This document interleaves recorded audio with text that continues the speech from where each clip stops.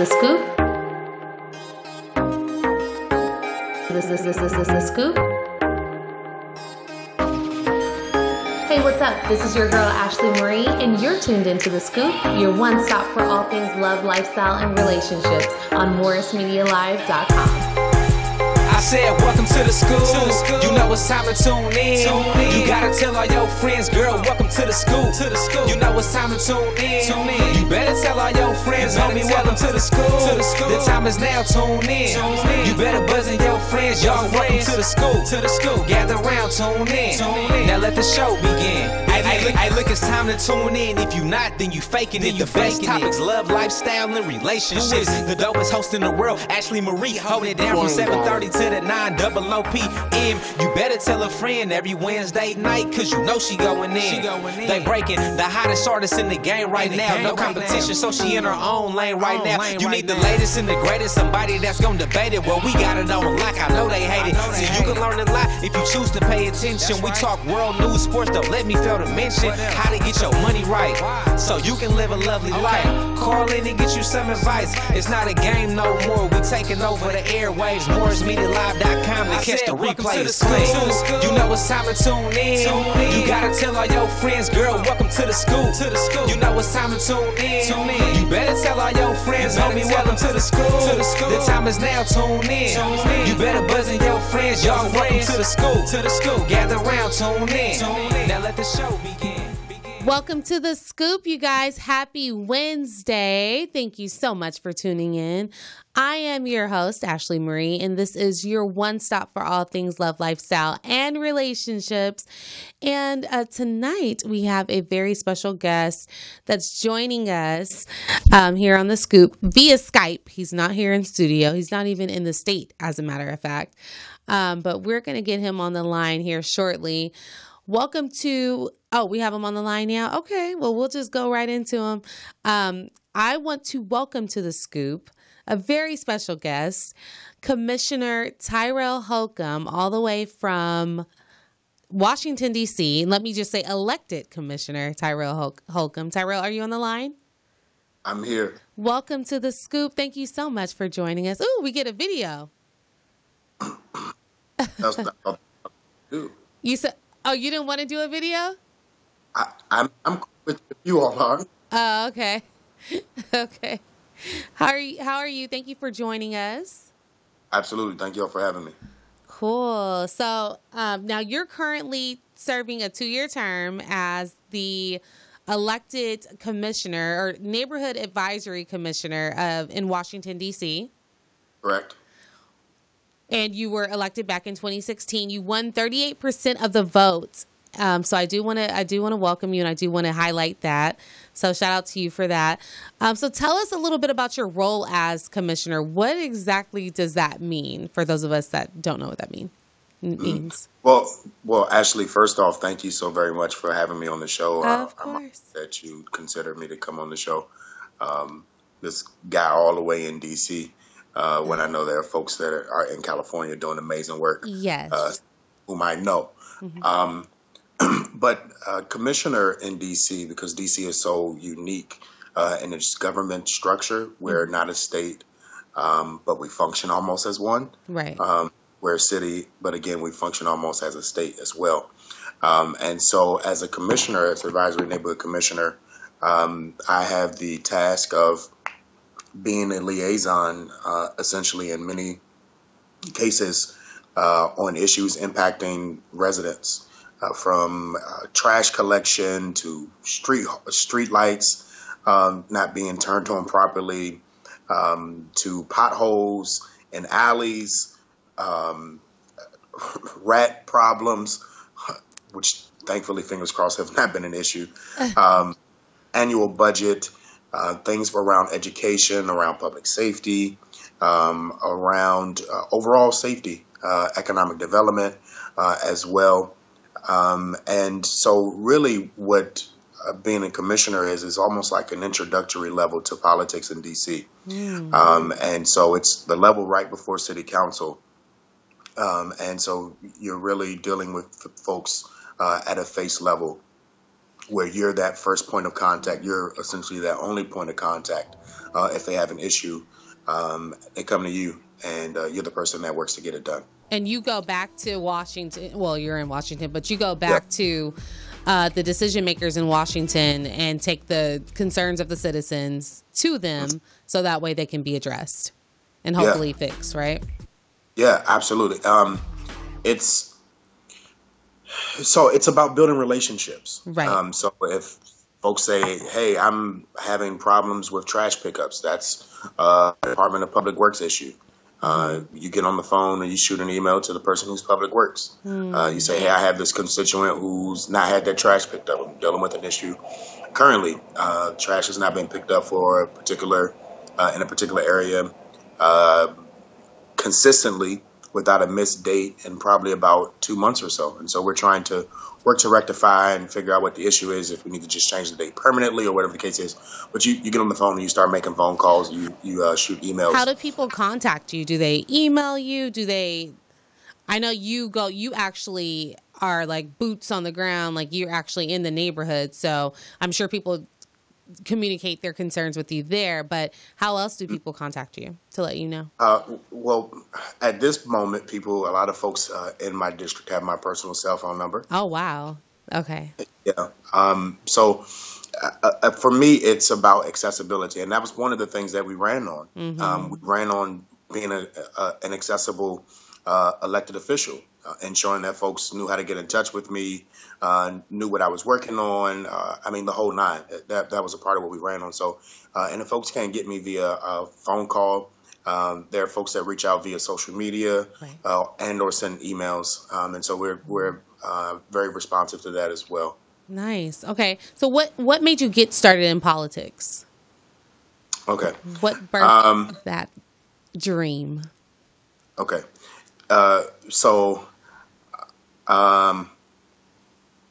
Let's see. For me, it all started in elementary school. Oh, wow. It started in elementary school, telling my doctor that I was going to be president of the United States. And this is obviously at a time where Barack Obama had not become the first African-American president. But I told my doctor that I would be the first African-American president.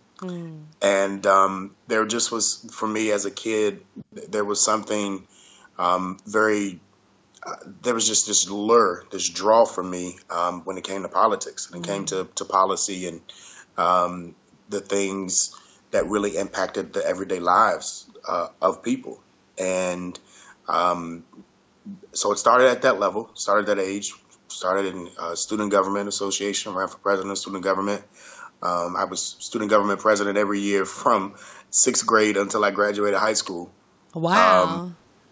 Yeah. Did you go to law school? Do you have a law Say it again? background? I said, do you have a law background? Did you go to law school? I'm thinking about law school now. Okay. We're thinking about law school now. But it really took shape for me in my teenage years. I became a part of the Marion Barry Youth Leadership Institute, where I was introduced firsthand to politics in D.C. And got some really great hands-on experience and training as a leader, and got the opportunity to really serve. And so through the youth government, I eventually became the youth mayor of the city. And it just really gave me all types of exposure that the average teenager did not or does not get. And so it was after this that, I really knew that it wasn't just, like a thrill. It was a call. And I think that that's what it really comes down to, is that it's a call. And, just like with anything, I believe that, God gifts everybody in a particular area. The athlete is gifted to play football, basketball, or baseball, or soccer, or hockey, or is a cheerleader, or is a track star. That's their gift. And I believe that God gives gifts to everybody. And so, when you have a gift, oftentimes with the gift also comes a call. And so I believe that it was a part of the call. And so that's really where it was birthed, going back to the origin. And so fast forward to 2016, when I finally made the decision after all of the years of contemplating going back and forth and having people reach out to me and say, hey, when are you going to run for office? And, at that time, not really even know if it was something I wanted to do. I hadn't really made my mind up. It was the DNC, being at the DNC in Philadelphia for the 2016 convention. It was there that I made my mind up, listening to President Obama give a speech the night in which he gave his speech, and being in that center, listening to him, where I was just really inspired and knew that at that moment that I had to go back home and be the change that I wanted to see in my community and in my neighborhood. That's nice. And that's really where the journey started. Fast forwarding, I believe that's really where the journey started. It was in Philadelphia. Wow. And how do you know the difference between just a thrill, which I'm using your words, versus a call? Like, how did you decipher the two? To me, a thrill is something that you have to try to find a way to get it duplicated again. When it's a call, it doesn't matter if the feeling you felt last week or last month or last year is duplicated again. The fact that you're doing what it is that you know you're called to do is enough for you. It doesn't bother me. Well, I say that it doesn't, because it does. When I'm disturbed by tragic incidents at 1 or 2 or 3 in the morning, it does bother me, because it's my community and it's the people in which I serve. But at the same time, it's my duty. It's part of the call, and it comes with the territory. So I think when you take it in the sense that this is something that I would do for free, which I do for free, you really understand that it's a call. And, for me, there's no price that you could put on doing this work and ensuring that folks know that they're fully represented at every level, and that those concerns that they have are being addressed. And even the things that they want to advocate and see happen in their community. That's one of the things that we're really pushing toward now. I represent a district that is essentially not just residential, but is also commercial.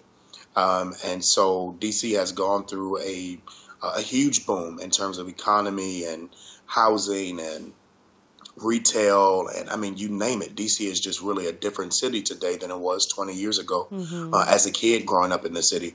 And so the area I represent is the area in which I grew up in. And a lot of the area today looks the same, except maybe 6 buildings and some new streets that have been paved. And so for me, that is disheartening in one end, and then the other end, it's a challenge, and not a challenge as in it's something that can't be achieved, but it's a challenge in getting to the achievement.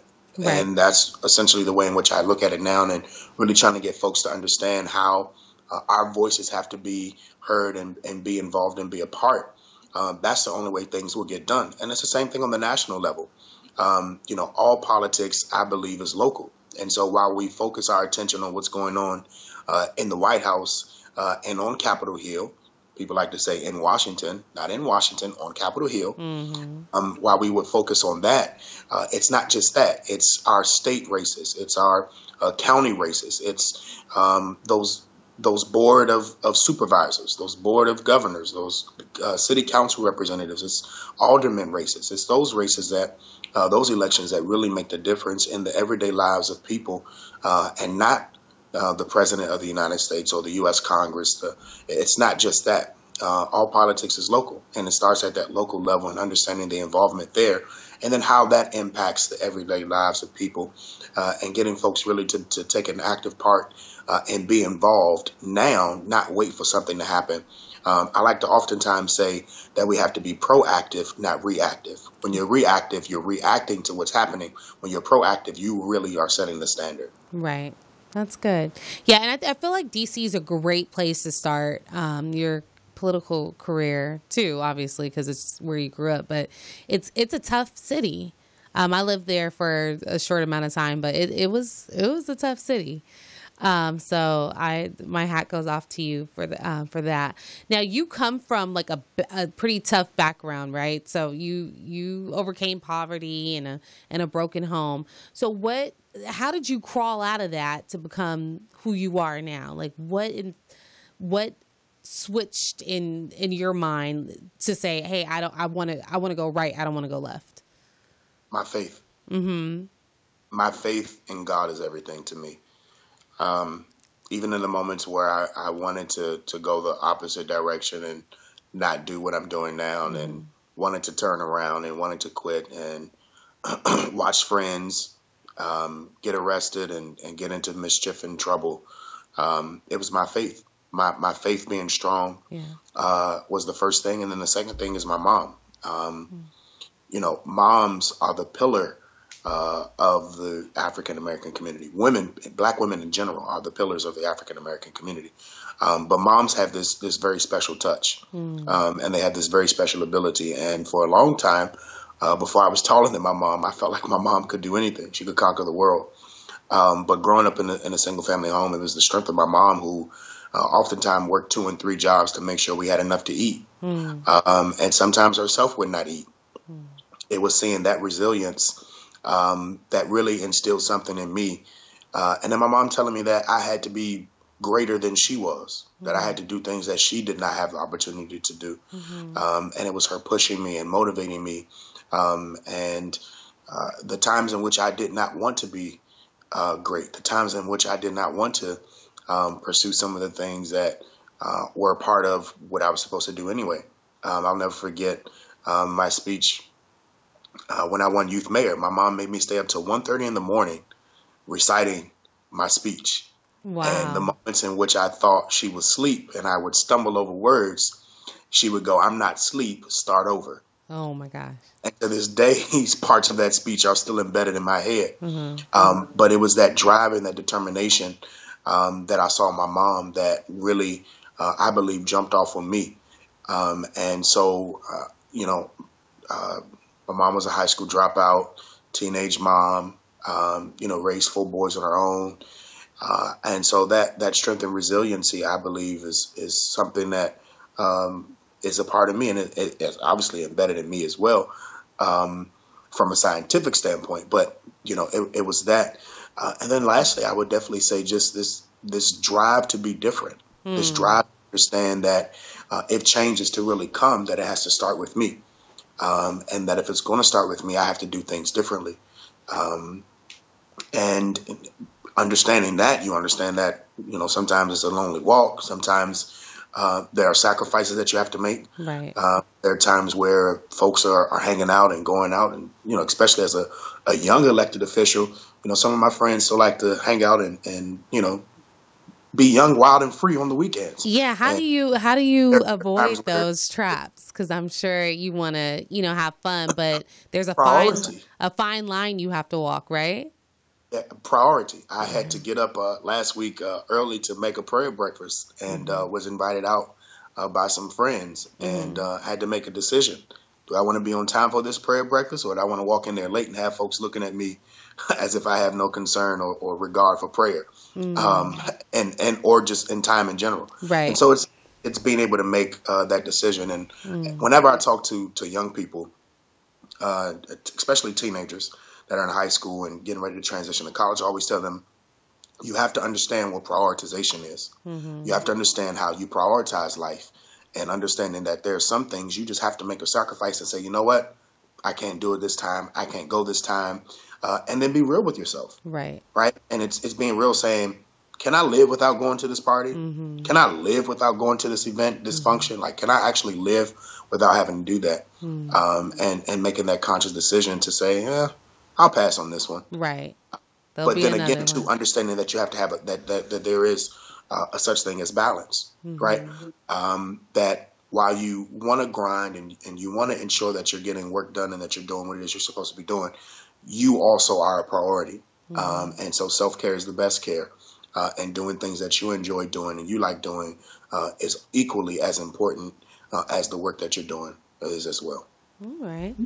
And just based on your background, I'm sure you're able to really relate to the younger kids in the neighborhood that you maybe grew up in or that you visit when you're doing your neighborhood walkthroughs. So, like, what are some things that some lessons or some morals and nuggets of wisdom that you instill in the kids? Obviously, you just mentioned one being prioritization, but what else do you talk to them about?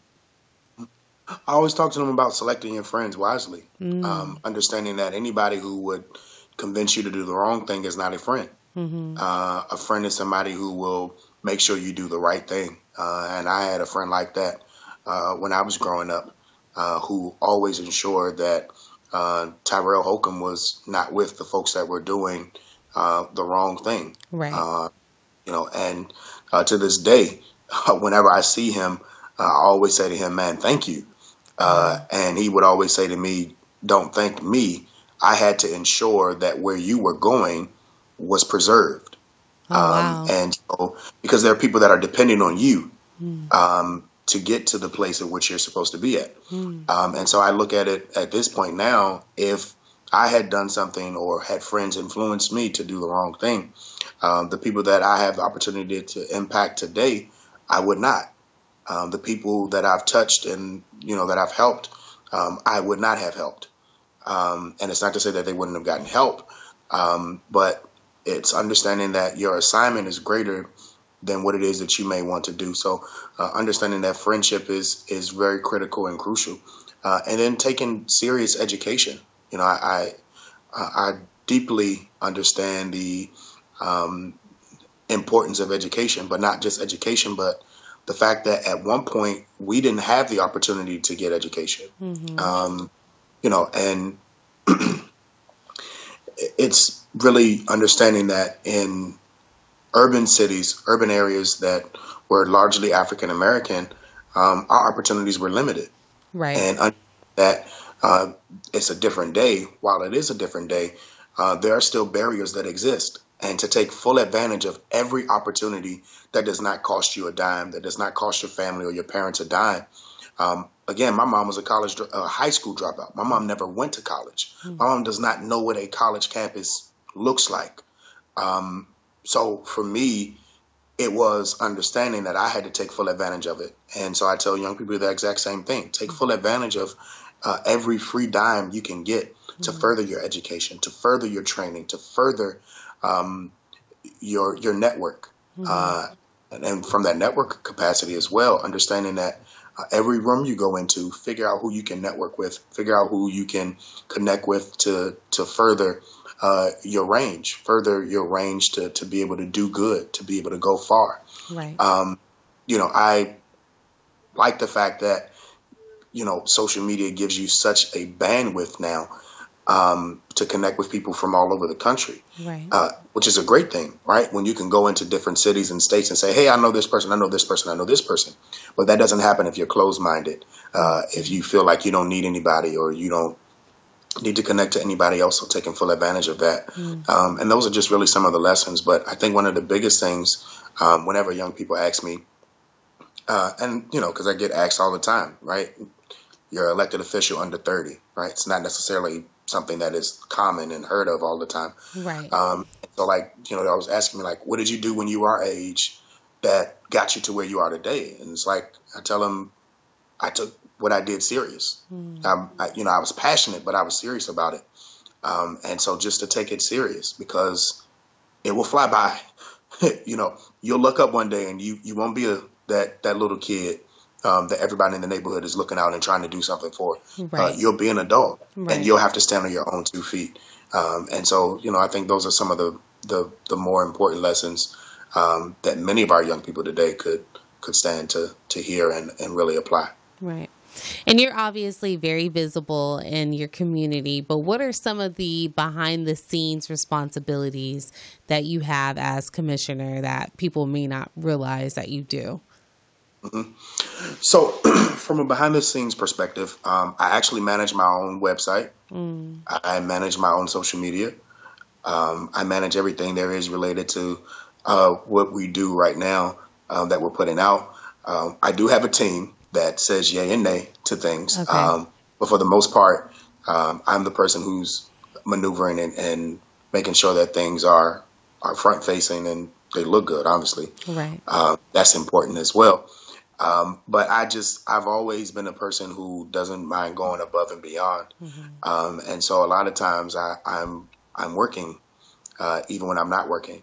So I work a regular 9-to-5 job, for a nonprofit here in DC. And then when I'm off work, I'm not off work. So most days, most evenings, I spend about 3 to 4 hours or so, just brainstorming or finishing up projects or working on the next project. One of our large initiatives coming into this year, we really want to focus on public safety. We really want to focus on jobs and training. And then we really want to focus on education. Yeah, I was just going to ask you that too. I'm glad you brought that up because I wanted to know what community issues are that you're passionate about, that you're really focused on right now. Yeah.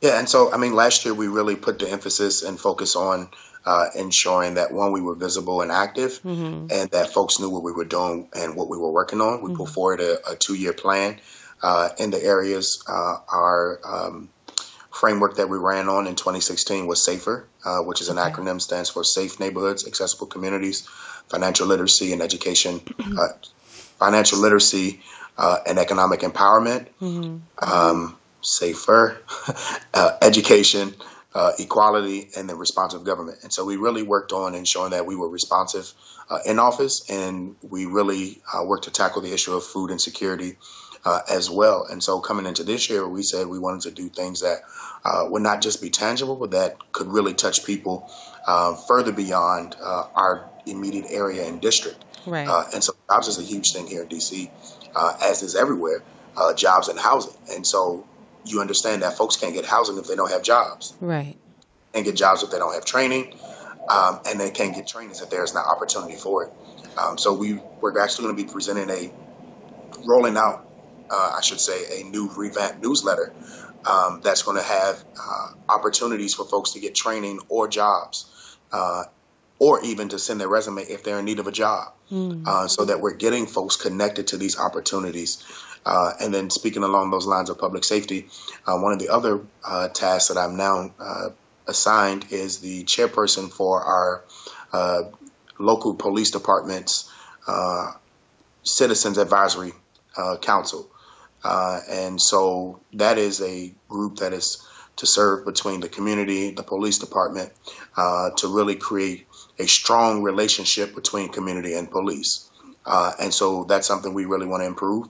I recognize, and a lot of folks in our ward recognize that we have a declining number in terms of the police officers within our force. And our police department is doing all they can with the resources that they have, but that there's more that can be done. And so rather than sitting waiting around on the city to provide more police officers, what better way to try to alleviate that issue than to strengthen the relationship between community and police. And our police department does an awful lot already, but we want to really strengthen that and bring a real sense of unison between community and the police department, and strengthen what's already being done. Yeah, a lot of communities are doing that now. They're trying to bridge the gap between the community and the police so that both know how to relate with one another. Yeah, and then the last thing, I actually was elected to the treasurer position on our commission. Each commission has a budget where they can do some community activities or functions. And so one of the things that we ran on in getting in office is that we would get the finances of our commission corrected. And so last fiscal year, we weren't able to successfully do that. But I know that going into this fiscal year that we'll actually be able to do that and ensure that we don't lose any additional funds that could go toward the benefit of our community, and ensuring that those funds are really used for the benefit. One of the things that bothers me is when people say, when our community meetings. Nobody should ever ask when our community meetings, when we have social media, we have print media, and then we have the ability to put signs up everywhere you can imagine in the community. And so those are the things that we're really going to be focusing on, how we can improve turnout in community meetings. And again, I said DC is a very diverse city. And so in other parts of the city, you have a large turnout in community meetings. where in our part of the city, turnout is a bit scarce, and contingent upon the weather or who's coming to a meeting, folks may show up, they may not show up. And so how to increase that participation is something that we really want to focus on across the board, not just at our commission meetings where the entire commission is coming to meet, but also in those meetings around public safety and education and economic development, getting folks to take a real stake in their community. All right. What issues on the national level concern you right now? On the national level, there are a few issues that really concern me. One of them is on the Farm Bill. We're not too sure what's going to happen with the Farm Bill. We were concerned in this last budget cycle that potentially some of the funding for SNAP and WIC would be cut. That did not happen, thankfully, but we don't know. There's all this talk going on around now about a border wall. The president just asked Congress to appropriate $17 billion for us to front the money to build a wall that I think is absolutely absurd for us to use tax dollars to build any wall. Absurd for us to build a wall, period. America is a country that is full of immigrants. Many of us are not from here. Whether we were born and raised here or not, our ancestors were not from here. And we don't even have to go into the history of it. We understand that, again, America is just a country of immigrants.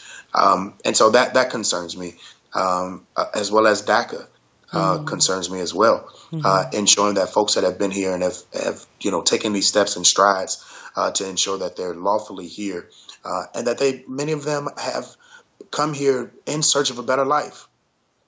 That's the reason that many of them have come here, really in search of a better life. And then lastly, but certainly not least, healthcare.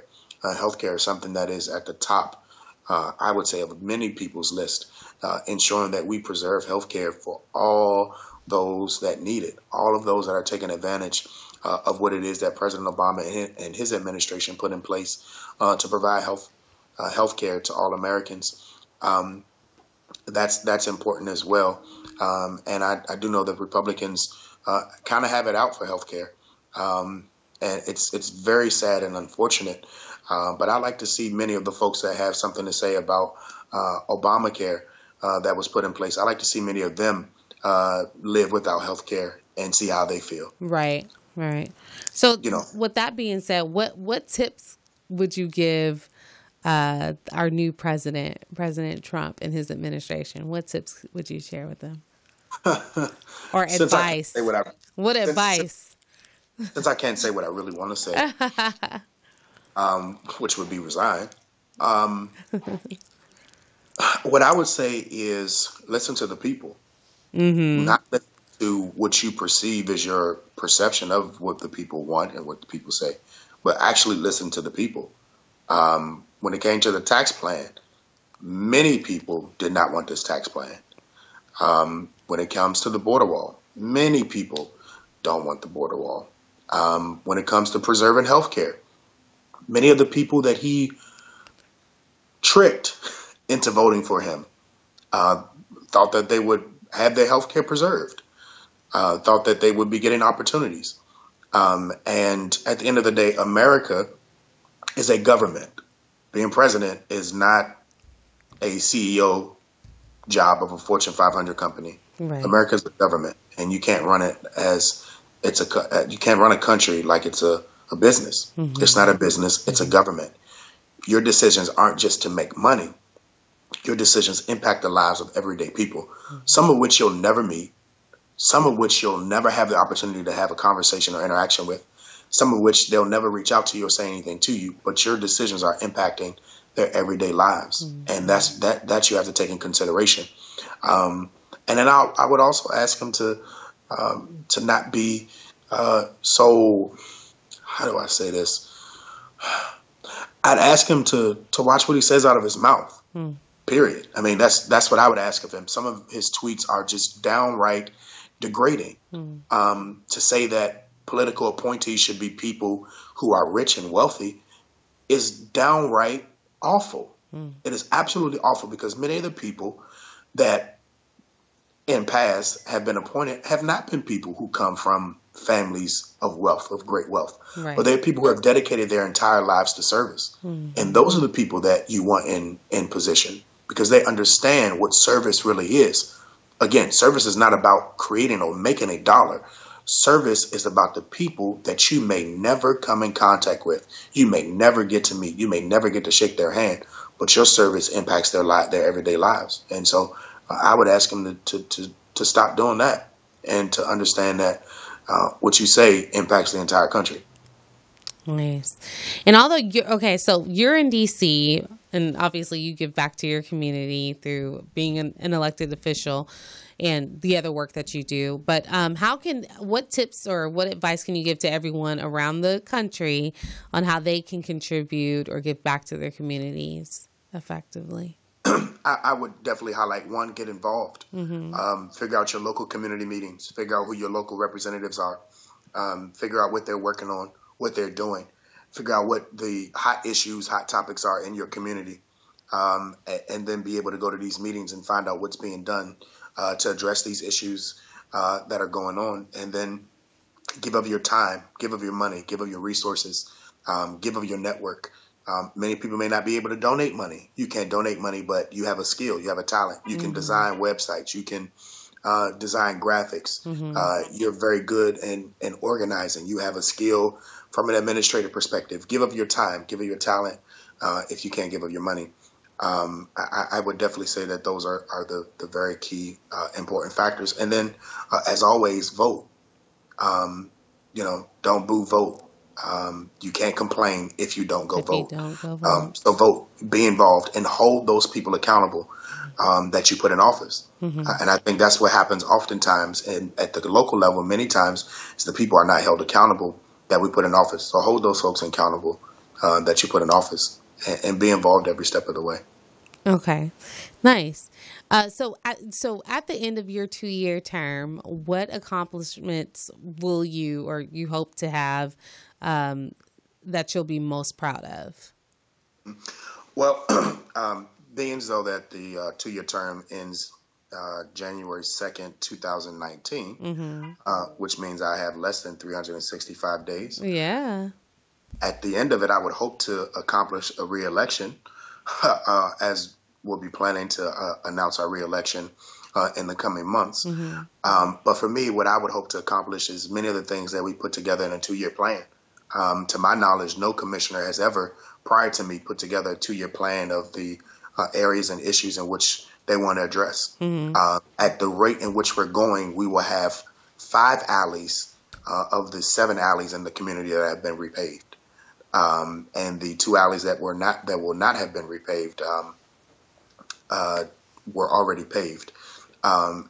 So for me, it's a track record of getting things done, of advocating on the behalf of the community. And many of these things, were promised 3 and 4 and 5 years ago, and it's getting those things done. So for me, I want to have a track record, a list of accomplishment that the community itself is proud of. Right. That I'm able to say, hey, look what we did. But I want the community to be proud. I want the people to say, you know what? We want you to continue being our commissioner. That's what I'm after. I'm not after a track record or a list of things that say, hey, look what we did, more than I'm after the people wanting to be able to say, we approve of the job in which you're doing. Right. And so, I think that is one of the many areas and issues for me. And, again, transparency. I want people to be able to say that this is a commissioner who's been transparent every step of the way. And so, it's in those times that, this time of year where it's 30-degree weather, and I'm going out by myself door to door, making sure everybody in my community has a newsletter and they know what's going on. They know what we're working on. They know the initiatives that we've undertaken. Those are the things that I want to be able to look back on and really be proud of. And just, again, really having a track record of service that people can say, we're proud of what you're doing. We're proud of what you're working on. We're proud of the voice that you are consistently are being. I take my work very serious. I take this very, very serious, sometimes more serious than I realize. Because, again, representation at any level of local government is important. You're a voice. And so at the end of 2 years, I want people to be able to say that we've been a voice on the issues that matter most, as we were with the grocery store. We did a pop-up inspection at the grocery store and found out that there was some bad meat being sold. There was some moldy strawberries being sold. Oh, my gosh. Yeah. And this pressure has actually turned that grocery store around. It's seeing the messages and the emails come through from folks saying thank you. Mm-hmm. But for me, that's motivation to just continue to do more. Mm-hmm. And again, finding ways to address those issues. So at the end of 2 years, I want to be able to look back and say that not only did we check off a list of items that we wanted to do, but people are proud of what we actually did. The people that voted for us are proud of what we actually did. Nice. All right. Well, I do want to ask you, lastly, what is your ultimate career goal? I know you said that when you were a kid, you told the doctor you wanted to be the president. Do you still want that, or what's next for you? What's next for me? I just told you I'm going for re-election. I know you're going for re-election, but after that, like, what's your ultimate goal? My ultimate goal is to leave a legacy of service. Okay, that's a good answer. It doesn't matter at what level and in what capacity. Mm-hmm. I wrote a quote down some years ago, and I found it the other day that I want my great-grandchildren to speak of me. Right. I want to leave a legacy of service that spans beyond just me, mm-hmm. And the people that know me today. That's what I want to leave. So I want to leave a legacy of service, and it doesn't matter if it's a political appointee moving forward or if it continues to be elected office. Service is where my heart is. I'm a public servant. All right. Commissioner Holcomb, thank you so much for joining us on The Scoop. Where can people find you and connect with you and learn how to give back, I guess? Absolutely. So everywhere on social media at TM Holcomb, HOLCOMB. Only one like it, TM Holcomb. Mm-hmm. Everywhere on social media, Facebook, Instagram, Twitter, or our website, holcombanc.com. That's where you can find us all day, every day, 24/7. All right. All right. Well, thank you so much for joining us. We appreciate your time. I know it's late in D.C. It is a little late, but like I told you, I'm always working. So. All right. Well, we appreciate it. Thank you. Thank you. Have a good night. All right. You all too. Thanks. All right. Thank you guys for watching that. That was Tyrell Holcomb. He's the elected commissioner, neighborhood advisory commissioner in Washington, D.C. He was kind enough to join us and give us a scoop on his journey as a elected official in D.C. Are we good to take a break? Okay, we're going to take a quick break, and we're going to come back with our very own financial guru, Mr. Yohance Harrison. He's going to be joining us via Skype as well. Here is Miguel. Oh, actually, no. We have Cardi B and G-Eazy with No Limit. Big body, that 488's wider. Pulling up like a long came a spider. Welcome back to The Scoop, you guys. That was G-Eazy and Cardi B with No Limit. That was like the extended version. I've never heard of all that. But anyways, we are just coming off of an interview with neighborhood commissioner Tyrell Holcomb, elected official, very young elected official in D.C. I wanted to highlight Black excellence and what that young man is doing in the city out there. But right now we have our very own financial guru, Mr. Yohance Harrison, coming in at a very appropriate time. We just heard G-Eazy F with me and get some money. So we F'ing with Yo to get our money right. What's up, Yo? I was in here dancing too. Have you heard that long version? I've never heard that version before. I don't know if I have. I mean, Cardi B's verse was the same, but Yeah, the car. I recognize Cardi's verse, but I don't know. I don't pay that much attention to the words these days. Right. But it's a good hook, though. I like the hook. It is. I like the hook. So how can we get our money right? First of all, Happy New Year to you. Happy New Year to you. This is the first show of 2018. I just thought about it. Indeed. So this means we're officially in our second year or third year? The Scoop's been going on for 2 years. 2 years. So we're entering the third calendar year. Yeah, we're entering the third calendar year. Yep. Okay. Look at you. In the upgraded studio, I tuned into the show and saw that there was video on the Skype. I was like, I'm not ready for that. I know. And the Scoop is the first show that's here on the new set. So. Ooh. I know. Look at you. Fancy. See? Special Wednesday. Hey, that consistency pays off. That's what it is. Is that what it is? Thanks, yo. I love it. So now that I know that I can be on camera, I'll make sure I'm more prepared next time. Yeah, that's fine. We accept you however you are, yo. You can be in your sweats, your t-shirt, whatever. Oh, I'm not worried about me. Right now I'm in my garage. I'm getting away from the baby screaming. The baby. I didn't have a picture of Muhammad Ali in the background. I know. Did you see that? That was so okay. This tells me a lot about this young man. Yes. See, I have to position you so you have my mosaic Obama in the background. I know, right. See, that's how we got to do it. So I wasn't about to get showed up, and then they come like, who's this guy with the rafters in the background? Talk about my money. Anywho, so let's dig in. I have some New Year's resolution or whatever you want to call it these days, promises, commitments. Okay. I know the word resolution can become so cliche. But before I dig in, I want to know if you have any questions for me. Well, I wanted to know about the 401k for millennials. How much how much should we be putting in our 401ks? That's one. And then two, is there any way to get around the administration fees?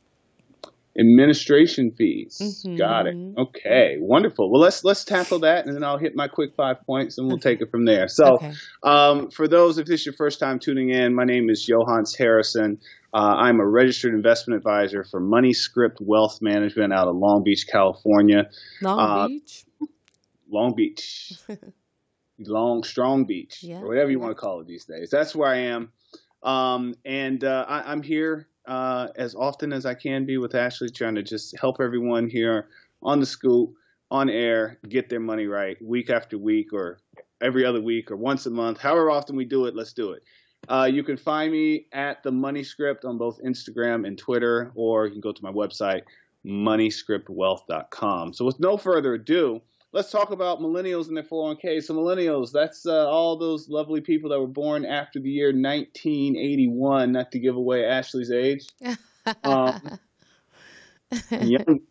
am a cuss, baby. I'm a Generation X in some books and a millennial in others. But oh, really? Your 401k is probably one of the best tools that you have to put money away for your retirement. What I wanted to just talk about what the basic rules are on 401ks. Okay. So 401ks, most companies will offer you two different methods that you can put money in. Okay. We're going to talk about the most common one first and one that's gaining in popularity. Okay. The most common way is you're able to put money into your plan on a pre-tax basis. So what that means is any amount you put into the plan reduces your income dollar for dollar for what's going to be taxed later on. So if you earn a $50,000 salary and you put $5,000 into your 401k, that means you've now reduced your taxable income for that year down to $45,000. Most employers, all employers that I've seen, you put money in 401k with your paycheck. So that however you get paid, that's when you put money in. So if you get paid every 2 weeks, it's going to come out of every paycheck every 2 weeks. If you get paid twice a month, get paid once a month or weekly, every time you get a paycheck, the money's going to come out. You typically set how much you want to put away by a percentage. There's a few employers out there that allow you to a dollar amount, but most of it's usually a percentage. So 1%, 2%, 3%, so forth and so on. Now, currently in 2018, there is a cap on how much you can put into your 401k. And I say in 2018 because every few years the IRS and the government get together and raise that number. I saw that cap today, and I said, "What is that?" Yeah, so last year the cap was 18,000, and this year is 18,500. So in that same scenario, if you're someone that earns $50,000, even if you were to say you want to put 100% of your money in the 401k, it would stop contributing once you hit $18,500, and then you get paychecks after that. Okay, so that's the most you can put in. Right. However, most employers will also offer some type of match or profit sharing. And that's where your employer is putting money into the plan on your behalf. Typically, this amount averages between 3 to the most I've seen is maybe 5%, 6% as a match. Mine is 5%. 5%. So that means every time you put in $1, they put in $1, up to 5% of your total salary. So this is what the first thing you want to make sure of is if your company does offer a match, that you're taking full advantage of it, because that is free money.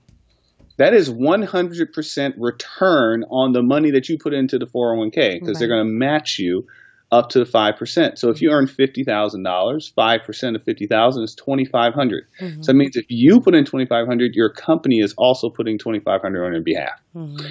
Now, if you put in more than $2,500, say you put in $10,000, which would be 20% for you, your company's still only going to put in that 5%. Okay. However, to combine between your company's match, what you put in, and if your company offers profit sharing, you could get up to $55,000 into that plan this year.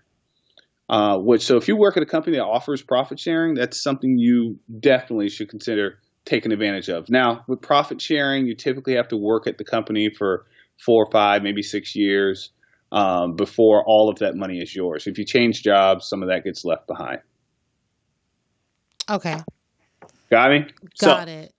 So the major way, quick review. The major way is you put the most company. I said there's another way I'm going to talk about, which is becoming more and more popular.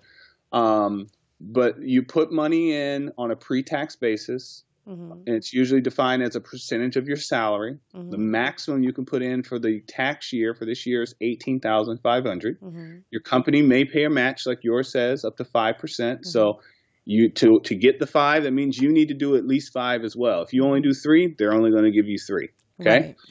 Right. And then if they offer profit sharing, which is when they're putting even more money in the plan on your behalf, just know that you typically have to be with your company for a certain amount of time before you can take all of that money with you if you were to change firms. Okay.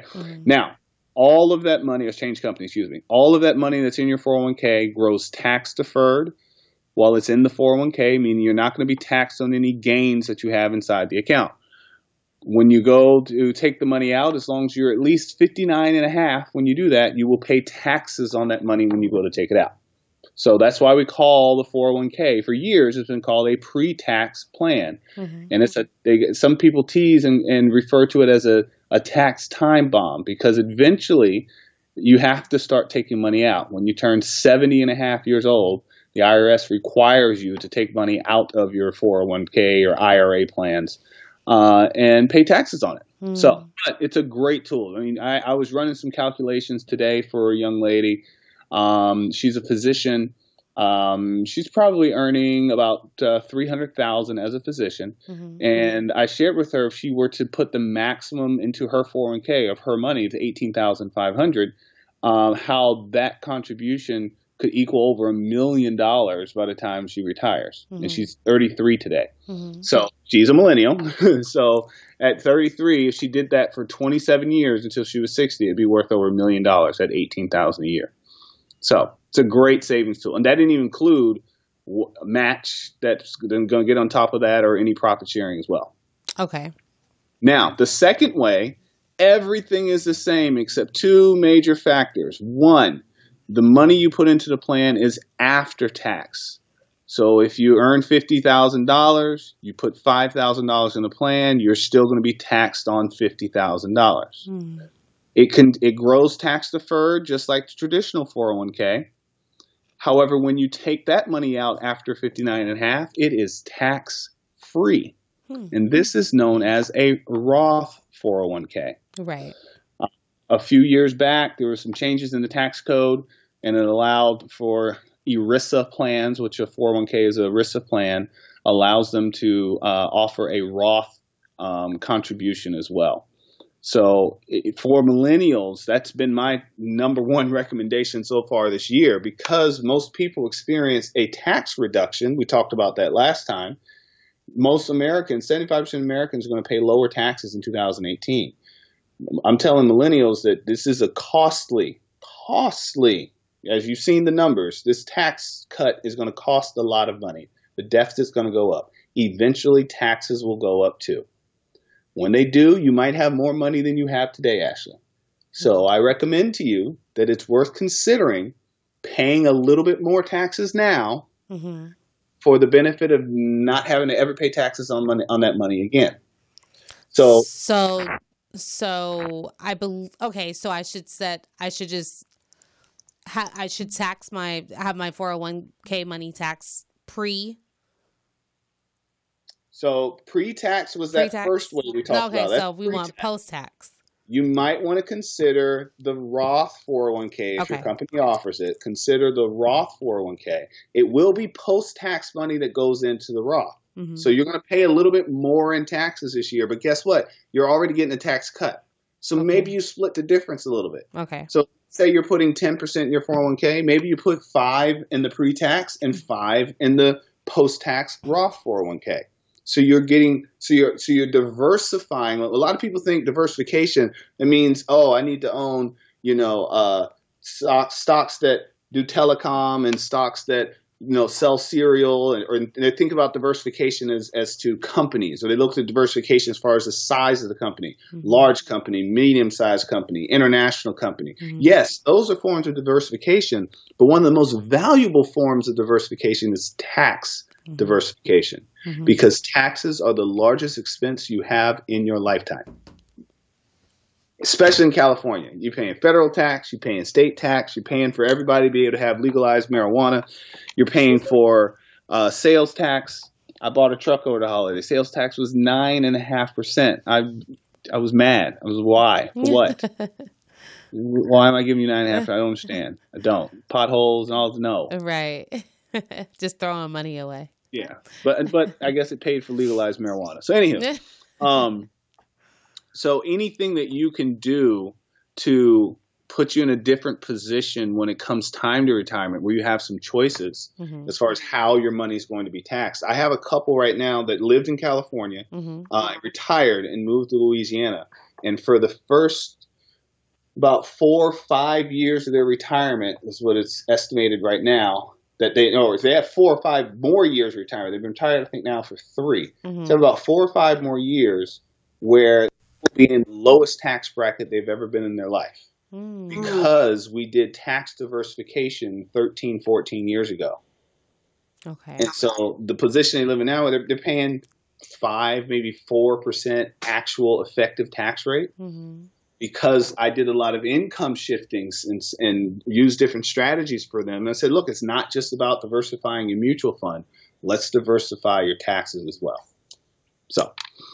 And with the market doing well, it paid off for them great. So anyway, so yes. So those are the 2 different types of 401k you may have. Now, don't be confused, listeners. You may be thinking, why he's talking about 401k? I'm a teacher. I don't have a 401k. You're correct. You do not. You probably have a 403B, or you possibly are participating in a TSA, some sort of tax sheltered annuity. They all fall under the same part of the tax code with how they're treated. Some municipalities are starting to offer Roth 403Bs. If they don't, ask about it. Every now and then your plan probably comes up for an RFP where they have to switch the plan out or offer some different choices. Talk to your HR about it. Say, hey, I'd like to can I make, or even if you have a 401k doesn't have the Roth, ask if that's something they can add. It usually doesn't cost them anything. If it does, they're doing it wrong. Tell them to call me. If you're a government employee, you may have a 457, or a private sector employee like a hospital. Maybe your plan is called a 457. Again, the 457 doesn't have the Roth yet. I don't think it ever will, government. What about for entrepreneurs? Like what options do entrepreneurs have? So for entrepreneurs, the first thing I would say to them, I want to make sure I quote this absolutely correct. Let's see here. I'm going to pull it up. Maybe I will. Guess I'm not going to be able to. I know a lot of entrepreneurs don't have 401ks set up. They don't, but it doesn't mean that they can't. Mm-hmm. It doesn't mean that they can't. IRS, there it is. I was close. 390. Okay, so if you're an entrepreneur, write these 4 numbers down. 3998. Okay? Go pull up IRS publication 3998. It outlines retirement solutions for your small business. It's all of the plans that are available for entrepreneurs. There's traditional IRAs, simple IRAs, SEP IRAs. Guess what? You can even set up your own individual 401k. I'm setting up one for myself right now as we speak. Oh, wow. I used to use a SEP IRA, but I'm doing an individual 401k. Mm-hmm. Guess why? Individual 401k, Ashley. Why? Yo. Because I can add a Roth 401k onto it, and I can do the exact same thing that I just told you to do. Oh. I eat my own cooking. Okay. What about is there like a matching option for entrepreneurs? So as an entrepreneur, you wear 2 hats. You are the employer and the employee. Right. So what I've done is I put myself and my wife, my executive assistant, on payroll because she manages the books and does a whole bunch of other stuff that I don't have time or energy or desire to do. So we're both employees of the company, and we pay ourselves a paycheck. So I invested a little bit of money into bookkeeping services, CPA, things of that nature, so I can have things organized, so I can take advantage of something like this. I'll set up my 401k just like your 401k is set up through work. And me as the employer will do the matching for what I as the employee put into my 401k on my paycheck. So if I pay myself $50,000 for the year and I decide to put 10% into my 401k, that'd be $5,000. Then as the employer, I could match up to 5 or 6%, and I could give a profit sharing contribution as well. So you wear multiple hats when you are an entrepreneur. Now, the individual 401k is on the further end of the spectrum. The publication 3998 actually takes you in order from the most simple plan that you can set up to the most complex. As an entrepreneur, you can set up pension plans of your very own. Very complex, but it works well for authors, actors, people that get paid a lot of money, consistently, but consistently inconsistent money, if you know what I mean. So, $50,000 this month and $200,000 the next month, and royalties, it's $30,000 a year. There's a lot of fun planning you can do with stuff like that to set yourself up, just in case you fall down a flight of stairs and break your face and don't look like Carrie Underwood anymore. Oh, wow. So, she looks fine. I'm kidding, Carrie. I just keep popping up in my Instagram.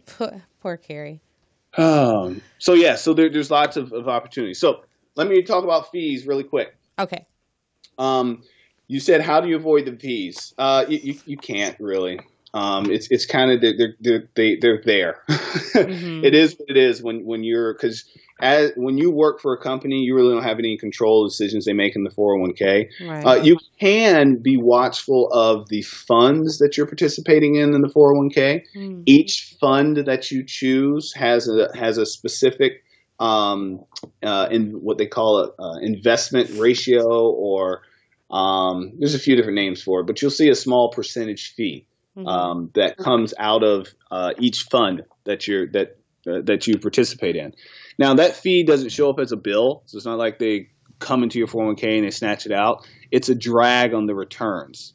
So if you see a fund that has a fee of 2% and has, average returns of 10, well, then what that tells you is that they really made 12 and they kept 2. So if you're comparing it to another fund that has returns of 1% and their fees are 0.5, well, obviously you take the the one that has the 0.5 right. fee over the one that's, because you at the end of the day, you're still making more money. Right.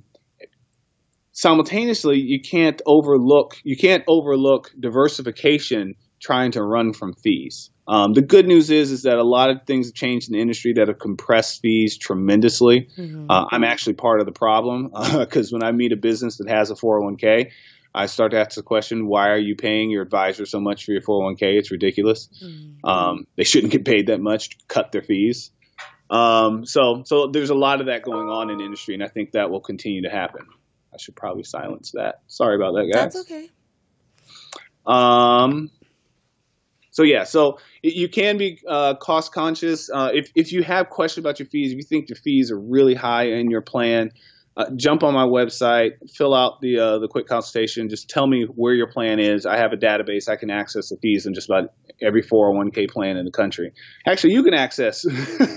Anybody can. It's public information. Every 401k has to fill out a form 5500 where they have to publicly disclose what their fees are because they get benchmarked against other plans. And if the owner of your company isn't doing what they're supposed to do, they could get in a lot of trouble and fined. And I've even seen somebody go to jail. So, anywho. But yeah, if you think yours are outrageous, then talk to someone like myself, talk to an advisor, and make sure that you have explored all the options inside your plan. But don't let those fees scare you from being able to save on your taxes and put a bunch of money away, tax deferred, and potentially take it out tax free if you do it the Roth way. Right. And know that fees have gotten a lot less. We used to pay 7% up front to buy a mutual fund. Now, I don't think anyone pays more than 2%. So fees have come down significantly, over time. How are we doing on time? You're good. I'm good? Okay. Mm-hmm. What other questions did you have about the 401k? I think that's pretty much it. I feel like there was another question that I had, but now I can't think of it. So you touched on fees, you touched on the different options. Yeah, that's pretty much it. If I think about another 401k question, I'll ask you. Good deal. Well, thank you. It was a great question. And like I said, the best thing that any millennial can be doing for themselves is saving early and saving often. How much should you be putting in a year? So my rule of thumb is 10%. And I get that rule of thumb from a book that I love called The Richest Man in Babylon. Mm-hmm. So you should put 10% in your regular. 1/10 you make is yours and yours to keep. Right. But you should put 10% of your regular savings and 10% into your 401k? Yeah, well, you want to have some money that you can access as well, right? If you need it, because your 401k right. You can't touch. Well, so, yeah, your 401 you can't touch, but I'm just saying, because I don't put 10% into my 401k, but I will put 10% or more into my regular savings. However, is your regular savings growing as fast as your 401k, or do you dip into your regular savings from time to time? From time to time, but it's not growing as fast as, no. It's growing as fast as my 401k. The only reason it's not, well, actually, let me say this. The only reason it's not growing as fast as my 401k is because there's no matching option in my regular savings. True. That's true. That's very true. So I would encourage you to reverse engineer the answer to your question, because how much you should be putting into your 401k, the real answer is depends on how much you're going to need when you retire. The young lady that I spoke about earlier, the physician, we decided that she wanted to be able to spend $10,000 a month in retirement in today's dollars for, living, having fun, just her life. That's what she wanted. Right. In order for her to be able to retire at 60 and spend $10,000 a month, she would have to amass over $22 million by the time she's 60. Oh. Or she'd run out of money before she reached age 100. Okay. So she laughed and said, well, I'm not going to live to 100. I'm probably going to live to 90. I said, fine. So I dropped it to 90 and the number just went to 17 million. It's still a lot of money you've got to come up with. But it has to do with how much she wants to spend. So for you would want to, and I'm sure your 401k has on their website a retirement calculator, and they'll ask you some questions, and it's like, oh God, I don't even know what the answer is. Just answer them. Okay. Just when would you like to retire? Just put a number in and get an answer, and that at least tells you where to start. And don't get freaked out when you see a really big number. Okay. Just don't. Just know that you might have to make some changes. Okay. Now, what the calculator won't always tell you, because it has limits, because it knows that you can only contribute $18,500 to your 401k. It's not going to tell you always what the number is that you need to do. There's a little bit more work that has to be done to do that. But it will say, you'll need $8, $9, $10, $11, $12 million in order to retire comfortably. So that 18.4 number that the IRS set the cap on, is that per year, or what is that? Is per year. That is the most you as the employee are allowed to put in per year. Yeah, I didn't see. Did they just start that in 2018? No. It was a different number. It was 18,000 a year before that. 2 years ago, it was 17.5. Oh. Years ago, it was 12. I remember it was 10. I don't remember seeing that last year.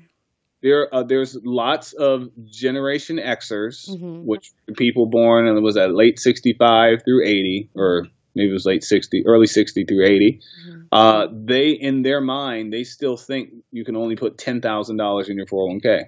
Because it was that number for like 10 years. That makes sense. And that's the number that's stuck in their head, is 10,000. No, you can do it. When did they do that? A long time ago. And you're over 50, so that means you can do an additional. There's a catch-up contribution if you're over 50 years old. So listeners, if you're over 50, you can do an additional $6,000 on top of the 18. So you can do $24,000. I have one more question. About the 401k. So how do you factor in inflation? So what's the best way to do that? Inflation plays into so that number I gave you earlier about the physician, where she was going to need $17 million to retire. Right. She decided to, die when she's 90. So that $17 million, I had already adjusted that number for inflation, because she told me she wanted to spend $10,000 a day today, today's dollars. So I took that $10,000 and I added inflation. I used 3% as inflation, which is some can say it's high. I say it's still spot on, because if I look at what I paid for gas 20 years ago, inflation is about 3%. Okay. So that 3% number kept growing her expenses. By the time she was 60, I think, around age 60, the same $10,000 a month was $33,000 a month. So I accounted for the inflation by doing that number. So when I tell her you're going to need $17 million, that number also accounts for the inflation of that that $33,000 a month, keep growing year after year after year after year. Where in her final year, she's spending $70,000 a month. It sounds insane, but if you were to go back and do the same exercise with, someone that's 90 now and look what they were spending for food, clothing, and shelter when they were 30, you would see it would seem just as insane. So that's how you account for inflation. So when you're looking at what is your 401k going to grow to, there's a great simple calculator, and you know what, I'm gonna put it on my website because I love it. But if you go to bankrate.com or Bankrate, okay, type in retirement calculator.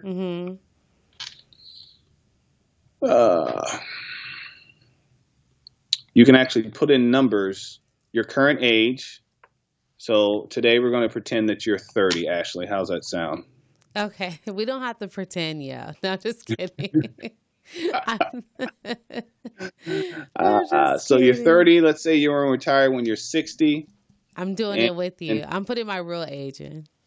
Okay. And then I'm not going to be one to tell everyone your age. And then your household income, I'm going to put 100,000 in there just to keep my numbers easy. And let's say my retirement savings, I'm going to put that 10%. Let's pretend I have nothing now. Okay. I'm going to put 0 on the increase in income, just to leave it alone. So that 90% income required retirement, what they're doing is they're multiplying 90% times the $100,000 income. Okay. So I'm going to leave it at 90%. That's fine. So that means I'm spending $90,000 because I saved the 10. And then the year's retirement income, you're basically telling it when you want to die. Oh, okay. Okay. I don't want to die at 35. No, 35 years of retirement. So you die at 95. Okay. I was like, wait, why is it? Okay. Yeah. So as you see, this calculator takes into account a 2.9% inflation. And it's giving you a 7% rate of return while pre-retirement and a 4% rate of return after retirement. And it's showing you that you're going to run out of money by age 70. You see that? Yeah. So let's go back up to the top where it says 10% saving. Whatever you put in 10%, whatever you put in the annual retirement savings, double it. To 20? Okay. Mm-hmm. 20% savings. Okay. Okay. Okay. Now my bar went a little bit further. It went to 82. Okay. Mm-hmm. But it's still not quite enough money. So the only other thing that we can do, if you can't save more than 20%, that means you're going to have to lower your expenses. So this person, I'm going to drop them down to 80%. And they're still running out of money when they're 85. Jeez. Okay? Now, this calculator, okay, isn't taking into account taxes. It's not taking into account Social Security, whether it be there or not, I don't know. So this is a simple calculator. It shows that even someone that just wants to live off $80,000 a year and is saving 20% of their income can't save enough money to be able to retire. Wow. So we have to, as a society, we have to learn how to either live on less or save a lot more. Mm-hmm. Okay. It's a good lesson. Yeah. Well, let's get to those tips you had for us. Oh, let's hit the tips. Let's hit it. Oh, see, I had emailed the tips to my executive assistant, and then I closed my email so it wouldn't be making noises anymore. And so now I have to open it. So that means I need to save a lot more. That's exactly what it means. Again, but remember, you can also learn how to live on less. Hence, if you don't have a living expense when you retire, well, that lowers your expenses. The couple I mentioned that moved to Louisiana, they sold their home in California, bought in Louisiana, paid cash. They don't have a living expense anymore. Right. So that's helpful. Taxes, you know, and they still travel to California from time to time. They're like Biggie. They say it's a great place to visit. All right. So here's some quick tips on New Year's. We just talked about all this money you got to save. So now I'm going to tell you how to do it. Okay. Where can you find some money? Okay. It is the beginning of the year. So it's a great time to do this. I encourage everyone before the end of the year. I said, sit down, take an assessment of how your year was. Well, now take that assessment back out and say, here's how I want to do things differently. So here's the 5 steps to help you create an effective spending plan, aka I'll say the bad word budget. Okay. You don't have to call, if you don't like the word budget, call it a spending plan. Spending plan sounds better. Spending plan sounds so much sexier. All right. So a spending plan is the foundation of any financial plan. It helps you organize, it helps you pay your bills on time, helps you be prepared for emergencies, and ultimately will help you reach your other financial goals. So here are the 5 steps. Step number 1. Needs and wants. Take a look at the last 90 days of your bank account statements. Include pulling up your Venmo account, PayPal, credit card, everything. So you should be sitting at your laptop and have lots of windows open. Or if you're someone that still gets everything in the mail, you should have it all spread out on the bed and table in front of you. Okay?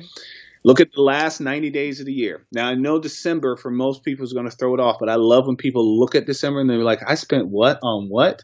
Right. I didn't eat not one meal inside my house. I ate out every day in December. Right. And maybe they can make an adjustment this year. So look at those last 3 months. Identify what expenses were needs and which ones were wants. And start to think of guidelines that you want to establish based on your lifestyle and other goals. So sometimes you may have to spend more on some expenses because you want to live a certain lifestyle. Maybe you like buying organic. Well, if you like buying organic and you want to spend lots of money on your groceries, maybe you should reduce the amount that you eat out. Okay. If you want to be able to eat out every single week, and have a nice dinner with your boo or something like that, where you're going Dutch and you're paying half because you're an independent woman. But maybe you want to make your lunch during the week so that you're not going out while you're at work too. Okay. So that's number 1. Number 2, add up all of your income sources, your full-time income, part-time income, bonuses, gifts, rental income, grants, student loan proceeds, work study, wherever your money comes from, add it all up. Okay? And you're trying to determine what you're going to be earning this year. Okay. Then you want to start to allocate what your key expenses are. If you're familiar with Pavlov's hierarchy of needs, you start with the most necessary things: food, clothing, and shelter. And I'm not talking about the organics and eating out every day, but figure out what food, clothing, and shelter, and a rainy day fund, which is important as well. Use your most recent 3 months of expenses so that you can determine your historical averages. You're like, okay, November I spent 180 on the cable bill. On 180 on the light bill. October is 180.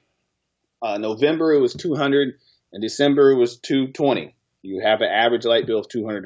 Okay, so figure out what the averages are, and you want to make a spending plan that's based on what those expenses are. Okay, there's lots of worksheets online you can do this with. If you own a computer and you have Excel, if you own a Mac and you have numbers, there are built-in spreadsheets. Yeah, that's what I use. Yep, easy to use. If you don't like those, hit me up. I'll send you a new one. I probably have 10 different ones on my computer right now.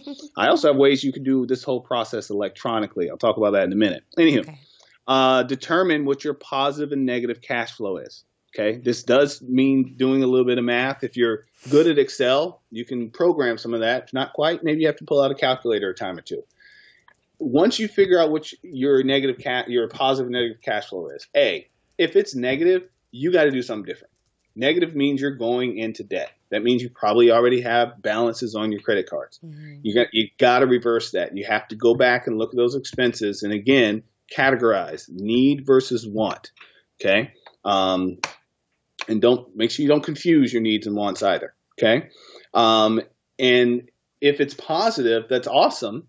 Now you get to think about, okay, what can I do with this money? What goals do I want to be able to allocate this to? Do I want to put more money in my 401k? Do I want to start contributing to my Roth 401k? Or maybe you're someone that wants to do a Roth IRA, which we didn't talk about. We save that for another call. But you can start making plans on on that extra capital that you have. And then everyone should do this, even if you find that you have positive or negative cash flow. Track, trim, and target. Okay? Sit down and do this exercise every 90 days. Wait, it's called track, trim, and target? Track, trim, and target. Oh, trap. I thought you said trap. Yeah, we in the trap. That's right, too. Okay. I bet you 2 Chainz can make a song about it. Anyways, track, trim, and target. So track your actual income and expenses. I recommend you doing it every 90 days. Okay. And trim areas where you think you're spending too much. I call my cable company about every 4 months and say, hey, DirecTV guys here, give me, one good reason why I shouldn't cut this off right now. And they always seem to be able to either give me something free or charge me less for something I'm paying for. It's great. It's always a fun phone call.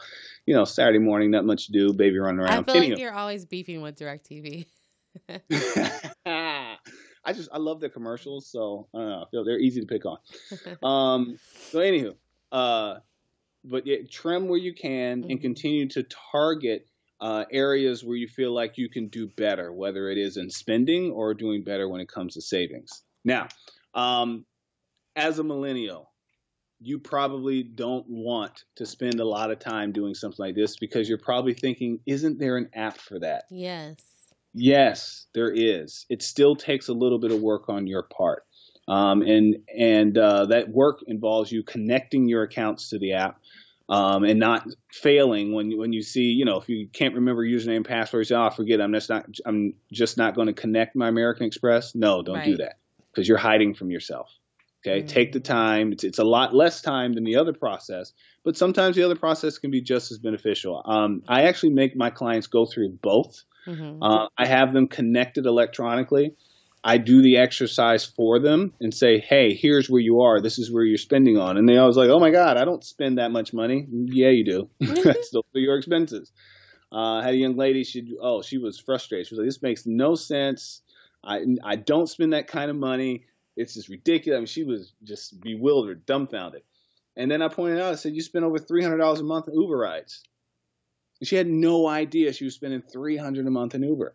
And then I pointed out, I said, you're giving $150 away on Venmo, and you're spending $400 a month eating out. You don't even know what the Venmo's for, but it's probably eating out. Going out to eat with your friends, you just Venmo them. It's like you're spending $550 a month as a single woman eating out. You're spending a lot of money, but she couldn't see it because to her, in her mind, her budget for eating out was $450. Right. She forgot about the Venmo. So anyhow, but it really helped her see where her money was going, and she turned her entire financial life around. So anyhow, so reach out to me. I'm happy to help where I can. I can point out to some of those programs and applications and find out which one's best for you. I offer one that is free to use for a little while. I got a baby I got to feed. Right. But I'll at least get you started and help point you in the right direction. Nice. All right. So what people just need to go to your website for that? Yeah. If you want it, just hop on my website. As soon as you go on the website, it says, tell me who you are and I'll reach out to you. That's literally just put in your name, your name and email address and or cell phone number. Tell me what it is you're interested in doing. I'll follow up within 24 hours. And what's the website for people, Yo? Is it the Money Script? MoneyScriptWealth.com. Okay. Money, MONEY, script as in stick to the script. Wealth as in lots of money.com. All right. Yep. Follow me on Twitter. Cool. The Money Script. Follow me on Instagram. The Money Script. By the way, Forbes put out an article about the Bitcoin? And how it's kind of shady. Just a little. Yeah. I was reading an article earlier today about nearly 25% of all Bitcoin is lost or was stolen, never to be recovered again. Yeah, I'm not interested. I mean, people steal wallets. I get it. But Bitcoin, I mean, I don't know. I will admit, full disclosure, I did it. I invested $750 basically, including all the fees. And I've probably made about 600, I think it was 680. I'm just finishing up a blog about it. So go to my website, follow me. You'll be able to get my blog, all that stuff. I'm posting a new one. What's today? On the 15th, I'm posting a new one about my 45-day experience with Bitcoin. It was nice. Very interesting. But I do not recommend it. I don't. It is, yeah. Yeah. I mean, put money in your 401k first. It's a little volatile. Yeah, it's a little volatile. Do your 401k, do your Roth, do everything else first. Pay off your debt. It's Bitcoin right now is like buying lottery tickets. Yeah. No, not interested. A lot of lottery tickets. All right, y'all. Well, thanks so much for all those wonderful, wonderful tips as usual. You're welcome. I will make sure I got my Obama in the background next time. Yeah, so we can get some video popping. Yeah, I got stunted on today. I know. Do it. All right, y'all. Well, have a good night, and thank you so much for all those great financial tips. You are very welcome. You have a good night, too. All right, thanks. Bye-bye. And thank all of you for tuning into The Scoop tonight. We had a great show with elected Commissioner Tyrell Holcomb and our financial guru, Mr. Yohance Harrison. We are here on Wednesdays at 7:30 p.m. on MorrisMediaLive.com. Until next week.